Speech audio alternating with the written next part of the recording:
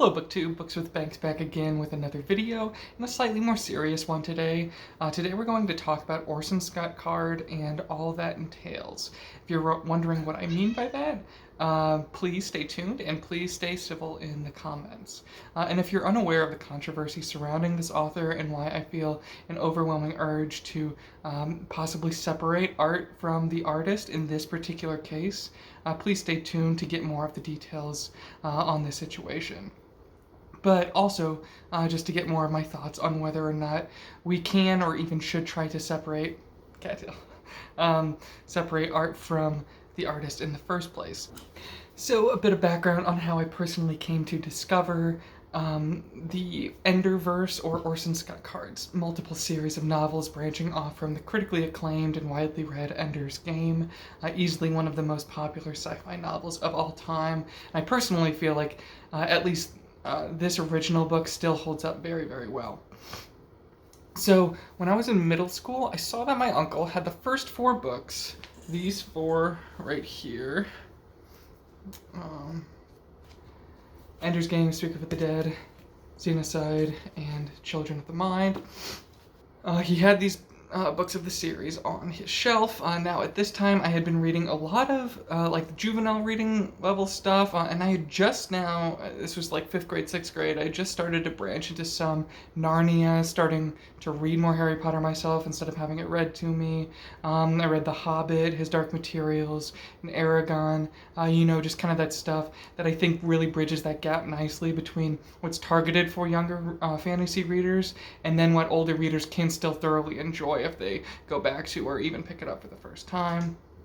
And maybe if we go back to these books when we're older, we can pull out more themes and layers of analysis compared to when any given reader read these things when they were younger. Anyway, I decided to give Ender's Game a try. And for the most part, I thoroughly enjoyed it. I admit, though, that some of the themes about like the practicality versus loss of freedoms from hegemonic rule on Earth, some of the stuff near the end hinting at like empathizing with foreign alien races or species, stuff about utilitarianism and child labor, children being exposed to so much violence. A lot of that stuff kind of went over my head, but when I read it when I was younger, I really just picked up on the great like anti-bullying messages and everything about children working together despite their differences, what leadership and team building actually looks like. All of that stuff I think still rings true when reading this book at later points in life too, I might add. But I would argue that those more on the nose themes give way to the subtler ones I alluded to there when we get into all of Orson Scot Card's other books in the same universe. Now, I didn't carry on to read his other stuff beyond, I think, figuring out like that the first chapter or 2 of Speak for the Dead was a little bit dense for me in 6th grade, but I did eventually return to reread Ender's Game when I was finishing up high school, and in like the hype train, there was a little bit of a hype train that I guess there was building up to the film release, the film adaptation of this. More on the film adaptation, maybe later in this video, maybe in another video. But a lot of those deeper and more emotional themes really were hitting home for me the second time around. And so somewhere between high school and college, I dove into Speak for the Dead, Xenocide, and Children of the Mind. Eventually going a bit more slowly through these first 4 right here of the Shadow series: Ender's Shadow, Shadow of the Hegemon, Shadow Puppets, Shadow of the Giant. I went a little more slowly through these. And this kind of side series, if you haven't read these books and you're kind of curious, the first one parallels Ender's Game with just another character named Bean that's going through the same thing, same kind of plot beats of that first book. But then the successive books, these 3 focus on like politically tense situations back on Earth that these war and like diplomacy trained children now have to come back and coach their politicians and government leaders, have to coach them through working out these tense political situations. So I found myself really enjoying these books, all of these books. That enjoyment only really started to taper off a little bit when I got to like Shadow Puppets, Shadow Puppets and Shadow of the Giant here. But then I was getting into other fantasy series, and beyond my tastes being split between this and wanting to, dive into Song of Ice and Fire, Malazan, Wheel of Time, stuff like that. Beyond that, I admit that I started to hear some uncomfortable things about Orson Scott Card, the author's stance on gay marriage. So again, I was slowing down in my enjoyment of the series anyway, getting more into epic fantasy stuff, and the controversy kind of only helped me to really pump the brakes. Aside from this novella here, this one, A War of Gifts. Aside from that, I haven't returned to read any of the other works published in this series, and I'm personally a little bit conflicted on whether or not I even should. So let's get into what Orson Scott Card has said, and I want to be very clear that I'm not trying to assassinate his character or anything like that, but I do want to be critical of the things he said, and I want to point out an ignorant point of view when I see an ignorant point of view.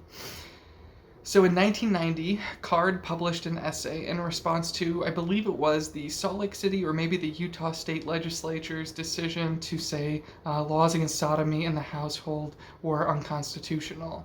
In years since, Card had that essay published, he and the article in question have been heavily criticized for the segments in which he takes that premise and uses it kind of as an avenue into arguing against the rightness or appropriateness of homosexual relationships in society at large.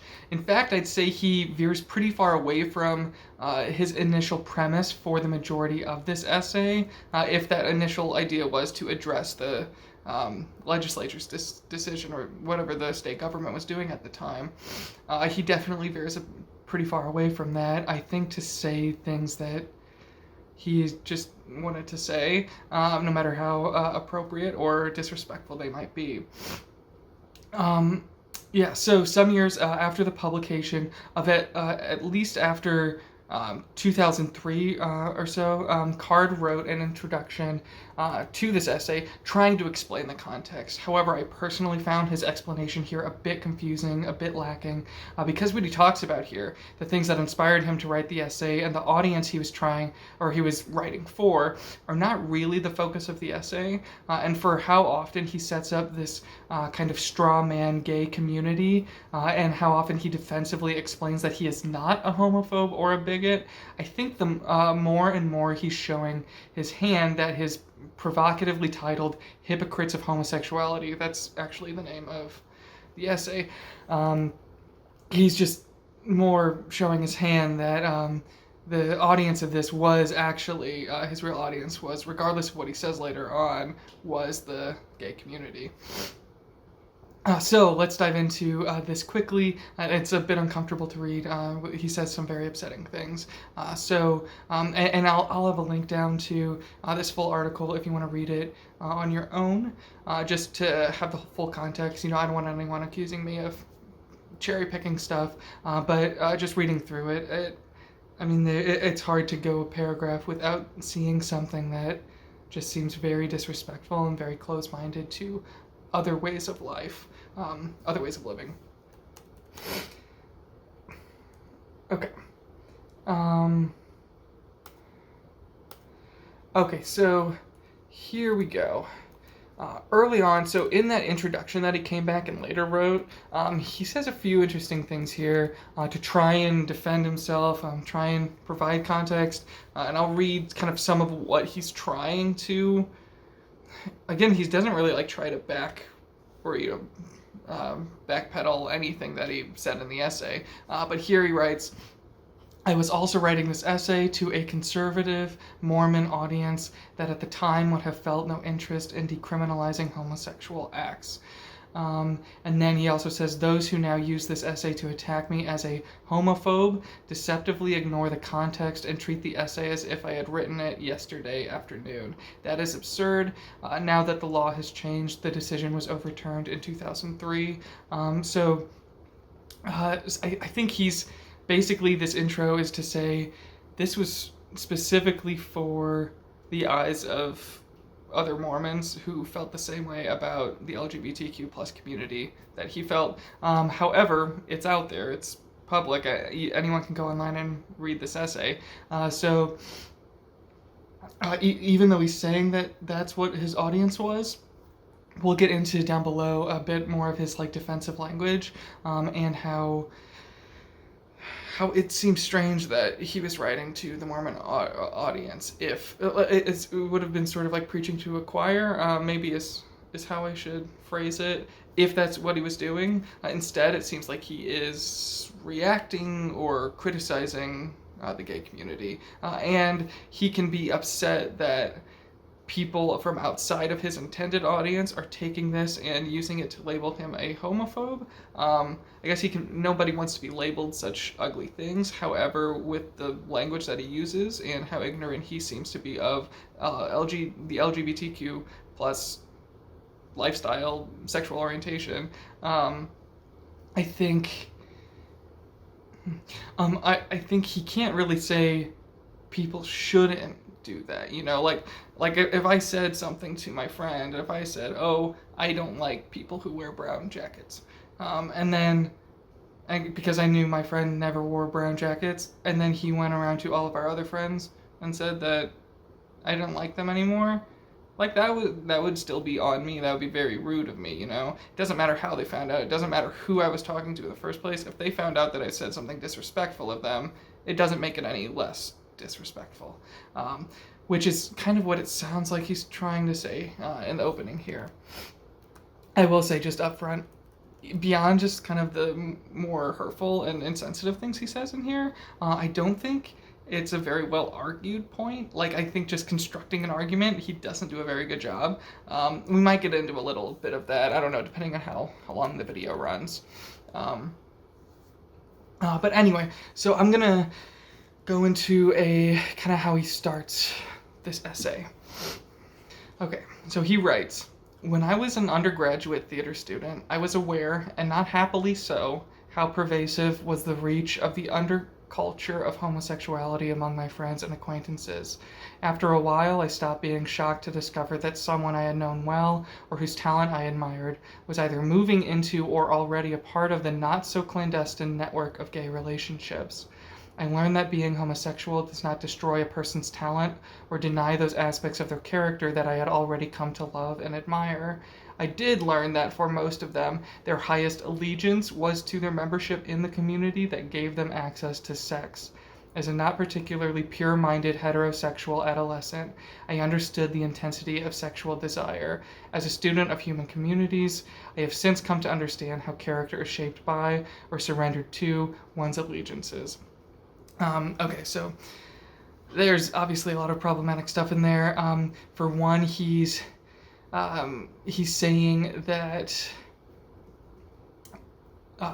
that he's comparing himself as a not pure-minded adolescent to just people being gay, regardless of whether or not they're. I think he's conflating like sexual promiscuity with one's sexual orientation, and the more promiscuous someone is, of course, I hope I don't have to say that has nothing to do with anyone's moral character. They're having fun in the way that they want to have fun, so good for them, good for you, right? But he's starting to hint at this idea here that like people who want sex, who like sex, and who are experimenting sexually, they're not pure-minded, they haven't fully developed or grown up into being more mature adults that have to give away give up any of their sexual desires. So yeah, that's kind of his jumping off point. And then, I mean, obviously it has that typical like, oh, when I was in school, when I was in theater, I had friends that were gay, that sort of thing. And also the fact that he would feel that he has to specifically say, I learned that being homosexual does not destroy a person's talent or deny those aspects of their character that I had already come to love and admire. That he has to say that is like well, yeah, duh. Like what? Like who would think that it did? Like, anyway, moving on. The more we get into, I mean, analyzing something like this is an opinion piece like this. Um, we don't necessarily need to get too far into it because I guess either you agree with him or you don't. I definitely disagree with him. Um, Another thing he writes: the average 15-year-old teenage boy is genetically predisposed to copulate with anything that moves. We are compassionate and forgiving of those who cannot resist this temptation, but we do not regard as adult anyone who has not overcome it, and we can only help others overcome those genetic predispositions, his quotes, by teaching them that we expect them to meet a higher standard of behavior than the one their own body teaches them. So yeah, this is obviously very problematic because he's very hurtful, because he's basically saying he's basically saying someone who is sexually attracted to the same sex is not as grown up as heterosexuals, or is immature in some way, and that they can be taught to meet a higher standard of behavior. This really self-righteous, like the heterosexual way of life is the higher standard versus the homosexual is the lower standard. It's very offensive, very inconsiderate, I think, of other people's life experiences. And again, sure, maybe he's just talking about people coming out and recognizing and kind of owning that they're part of the LGBTQ plus community within Mormon circles, within that social, I guess, that society kind of system. But I mean, I struggle to think what he was thinking when he wrote this. That someone who thought they were gay or was starting to realize that they were into the same sex,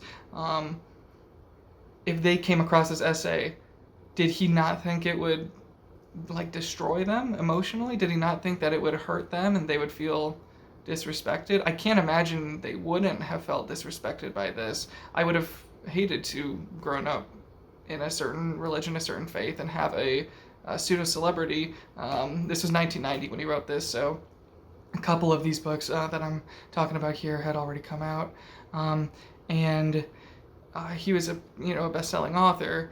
To have someone like such a prestigious figure in my community saying such critical things about me, that would have been really harmful, I think. And it's strange to me that he's not making that connection.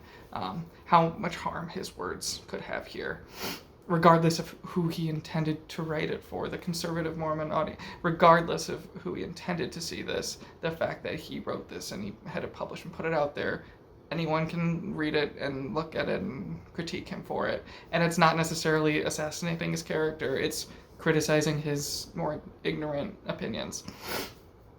Okay, so moving on. Again, we don't need to talk about this too much, but I did want to give a flavor of kind of what he's saying. Okay, so let's see. Here he says, laws against homosexual behavior should remain on the books, not to be indiscriminately enforced against anyone who happens to be caught violating them, but to be used when necessary to send a clear message that those who flagrantly violate society's regulation of sexual behavior cannot be permitted to remain as acceptable, equal citizens within that society.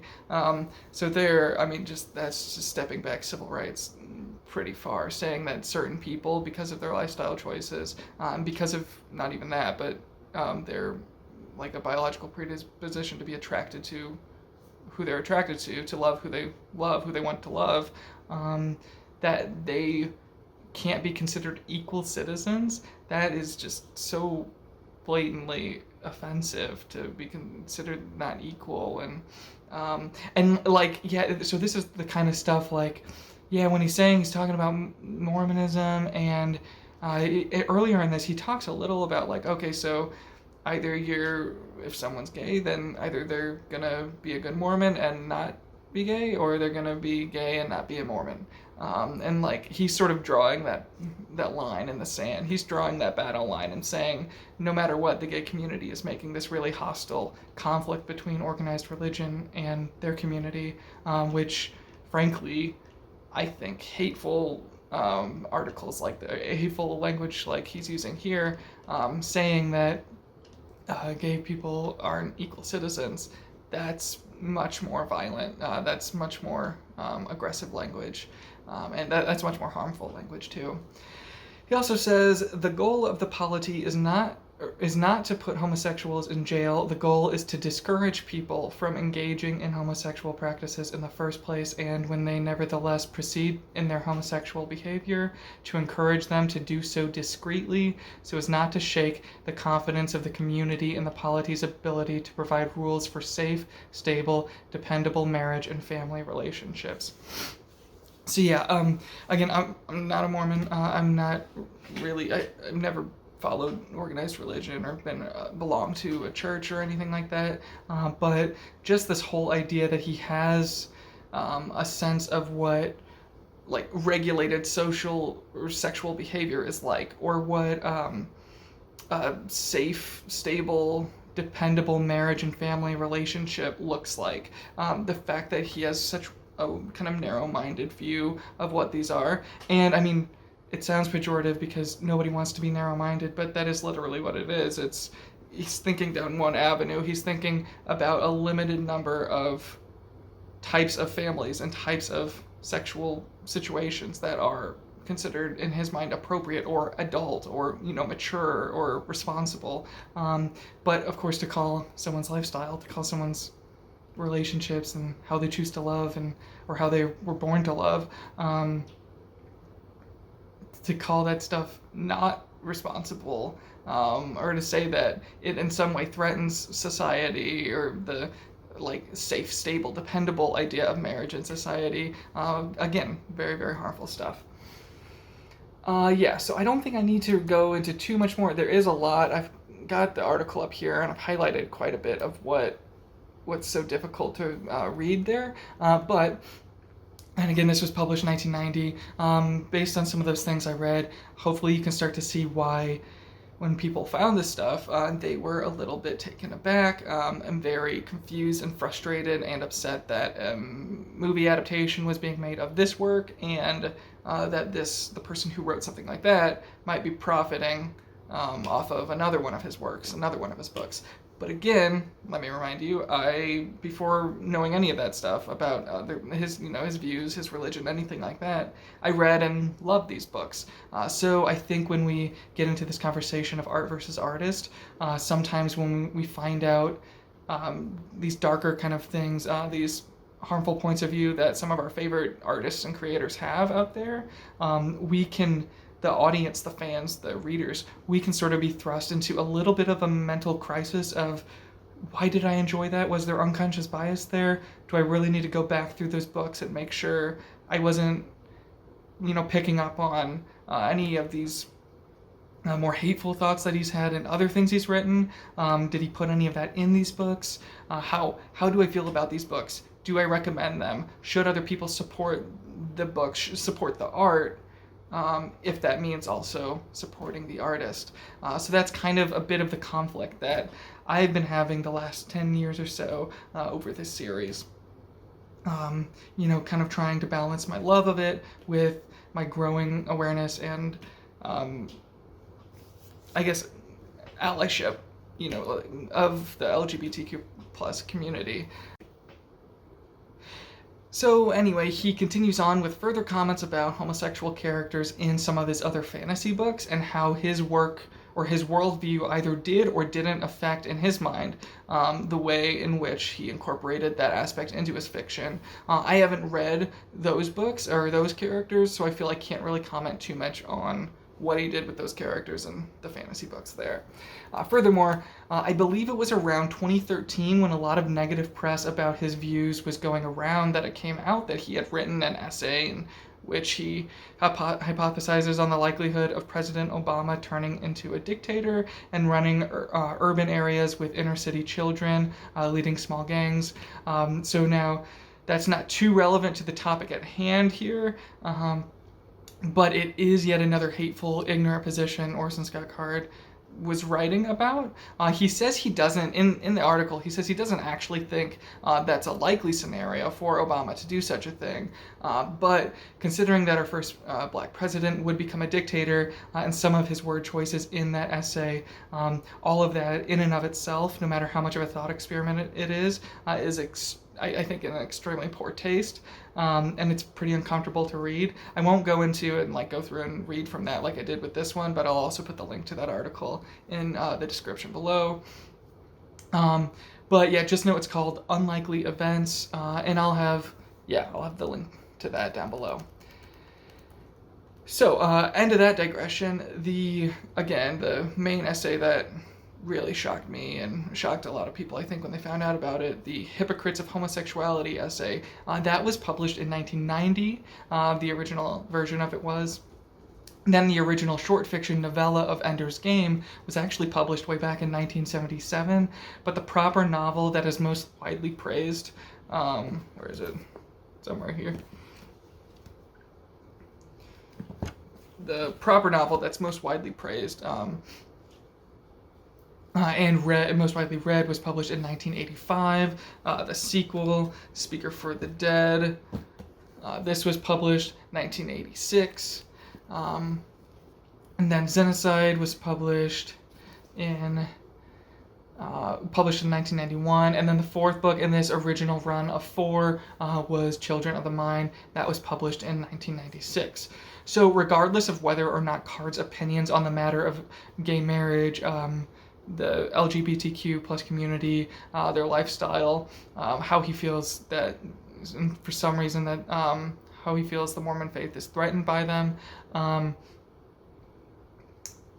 regardless of how any of that thinking of his has evolved, what troubles me as a fan of this series is not Card's present day political views, whatever's changed, I don't know if anything has, but rather his views at the time that he was writing the books I love, these books, which seems to be, or have been exactly in the time period that this series of 4 was published, 1990. 2 of these had come out, 2 are about to come out. That's when that essay came out. So now, even though Card is offensive in most of the essay above, I do find one passage that I particularly thought could be useful in this art versus artist situation before I kind of dive a little deeper into the books themselves. So Card writes, "Oddly enough, even as I am attacked by some as a homophobe, I am attacked by others as being too supportive of homosexuality, simply because I cannot see individual homosexuals in or out of my books as anything other than human beings with as complex a combination of good and evil in them as I find within myself. In my own view, I am walking a middle way which condemns the sin but loves the sinner." Again, that's also from that essay. So now, while he is still failing to try to empathize with the worldviews or historical situation, the pain of the LGBTQ plus community, I do think that quote at least helps me personally a little bit to understand how someone who holds such ignorant beliefs in his personal life can sort of step out of that into the role of an author and write about a world and characters for whom embracing cultural, national, regional, biological differences is actually a really main theme and a really powerful theme, because it really is in these books. It seems like he's saying his approach to character writing is to make them constantly learning about and trying to overcome their own flaws. Now, it's upsetting to think Card views something like homosexuality as a flaw in the real world, but in these books, I think he's talking more about flaws in philosophical thinking. What are other species like? How do they think? How might societies develop in productive or destructive ways?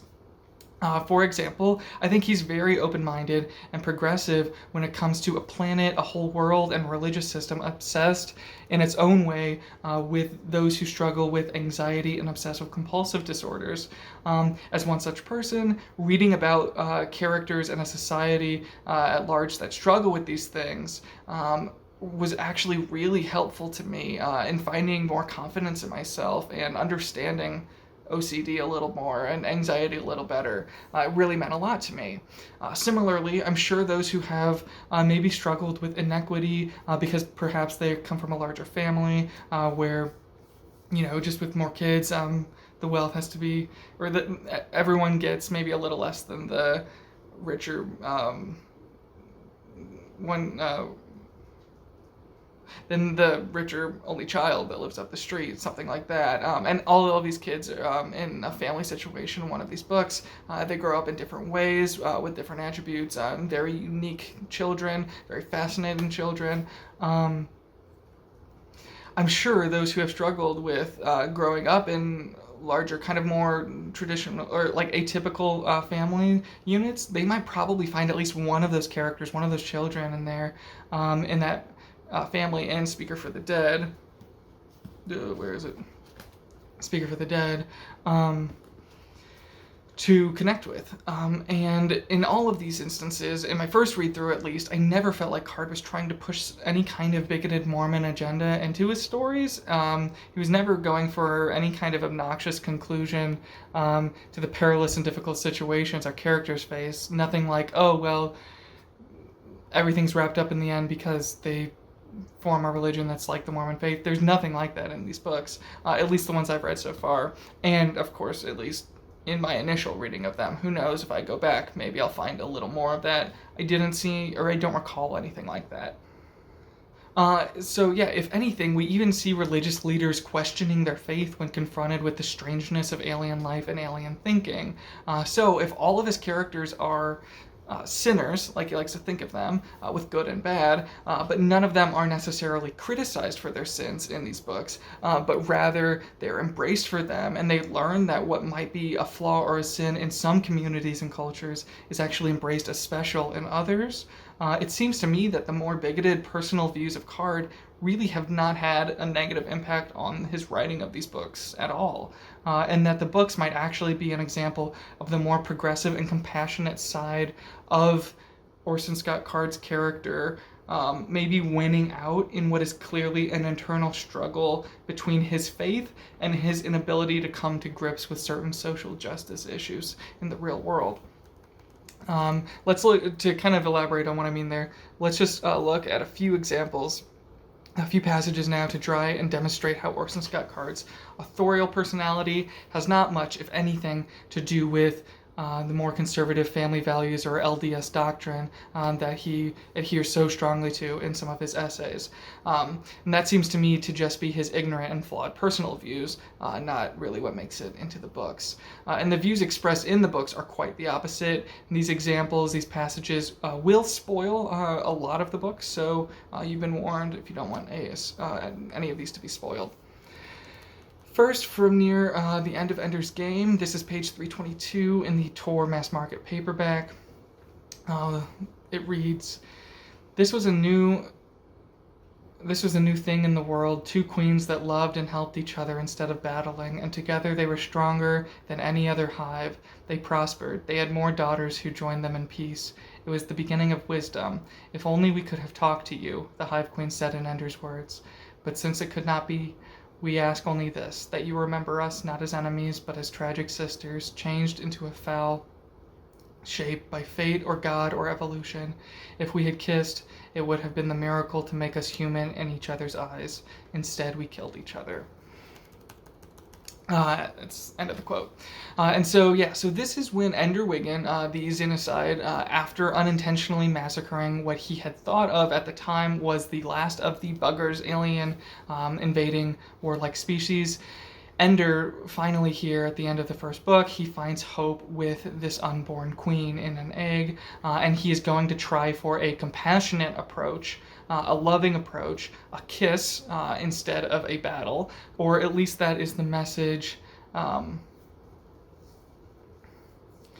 or at least that is the message and goal he is left or he's left with to take care of in the end.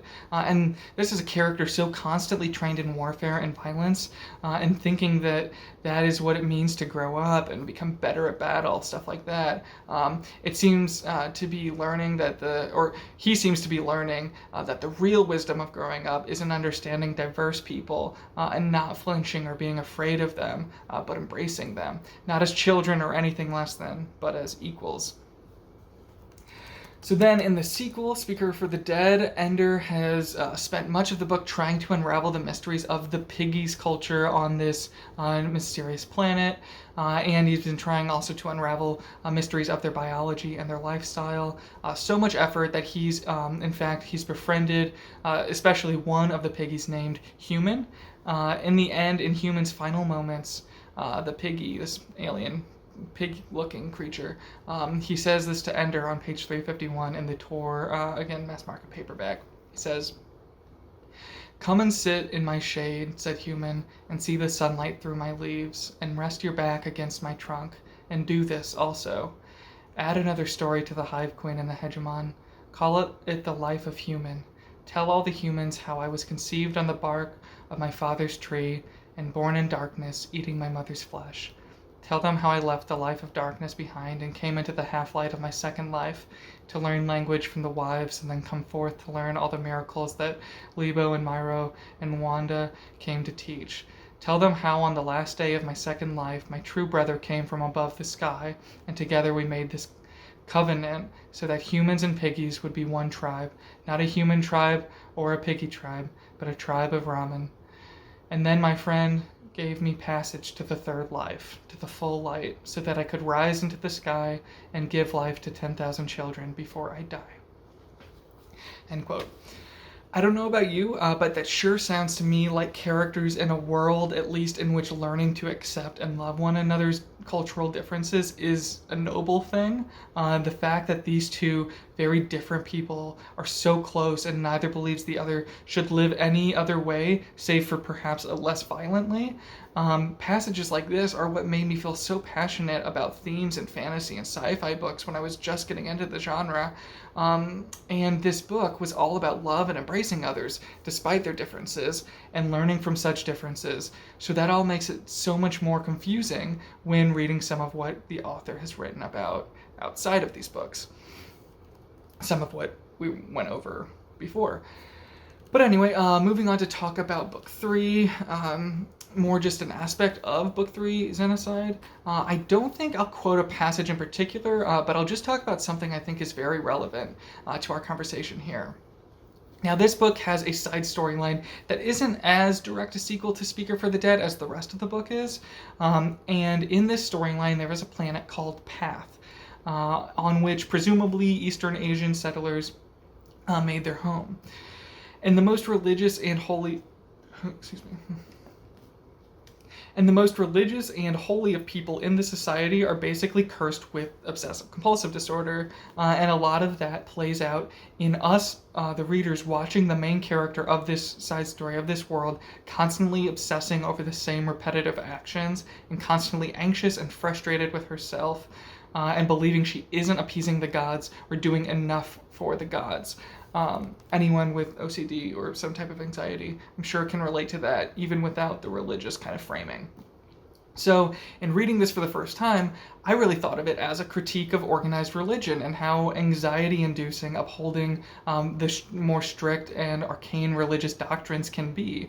And here's the kicker: this is why, if I ever go back to reread these books, I won't do so with that much trepidation, actually. Despite everything I've gone through so far, everything I've said up to this point, I don't think I'll be worried about supporting a bigot. While those are still problematic things Card could personally work on, with the books at hand, I don't actually want to separate art from artist in this instance, which might not be the direction you thought I was going in, but please hear me out.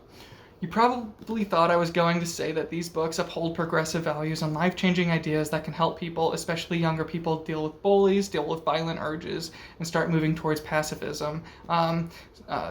So separate the art from the artist. Maybe you thought that's kind of where my argument was going. But just think about how good and productive these works of art are for society. Now, that certainly is one take. That is one way you could argue this. But I actually think this is a case in which having the context about Orson Scott Card's personal belief system has made me rethink the series and the author in tandem in a fascinating new light. Definitely a more critical light, but still fascinating.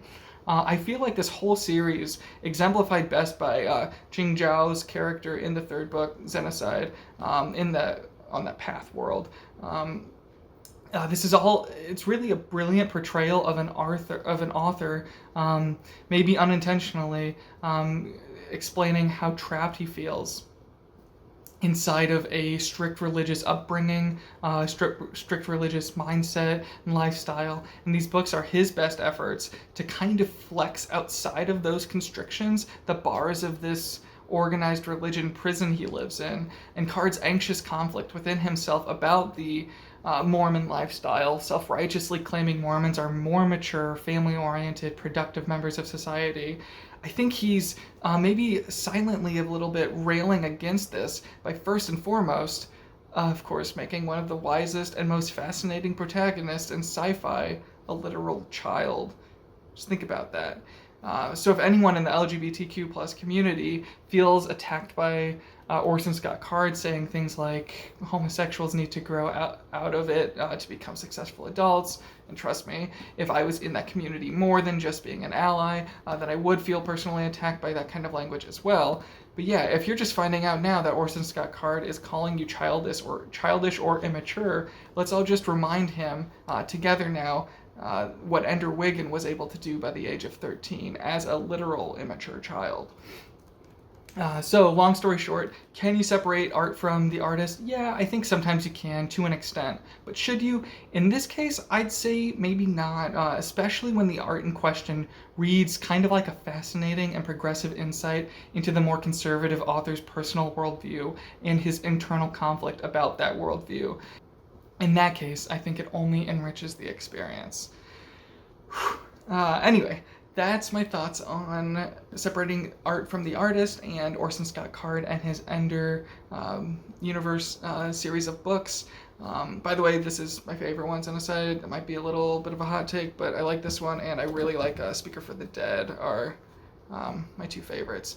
But all that being said, I'm definitely not an expert on these types of issues, this type of content creation even. So if I've said anything that's offended anyone, don't hesitate to let me know down below. I love to learn and, keep trying to be a better ally. If you've been hesitating and not sure if you want to get into the series because of that controversy, I hope this has helped you maybe decide one way or the other. If you haven't already, please, and you enjoyed the video, please like and subscribe, share with your friends. Thank you so much for watching. Have a good day. Bye.